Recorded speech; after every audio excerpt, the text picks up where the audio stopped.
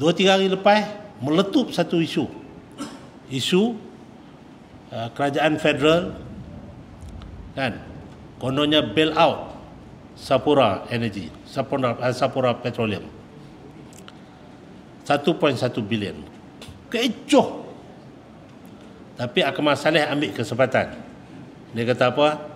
Terima kasih PMX kerana menyahut cadangan daripada Perdana Menteri Najib Razak untuk ambil alih dan selamatkan Sapura.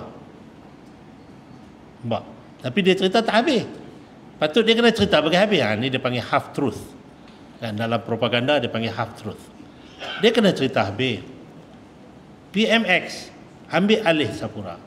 Tapi kita cuba tengok apa yang PMX buat. Najib Razak cadangkan untuk bail out.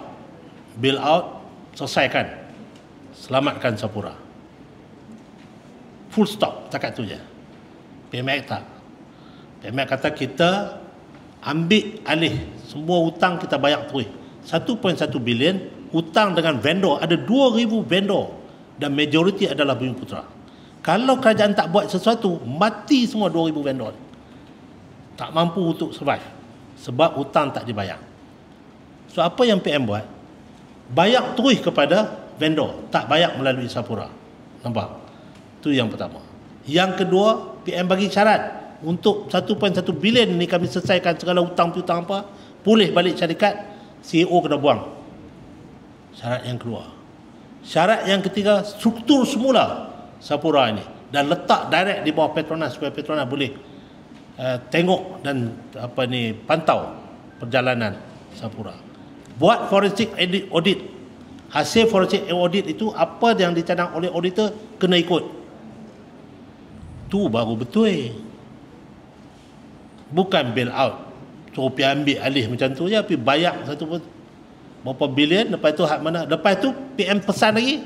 Salah satunya ialah hasil forensik audit kalau didapati mana-mana pengurusan tertinggi dan juga lembaga pengarah yang terlibat dalam salah guna yang menyebabkan kerugian Sapura, semua akan diambil tindakan dengan kadar segera.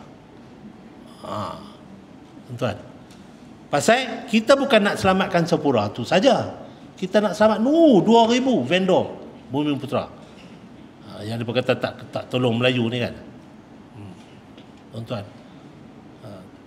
Jadi itu pendekatan yang dibuat oleh Yang Amat Berhormat Perdana Menteri.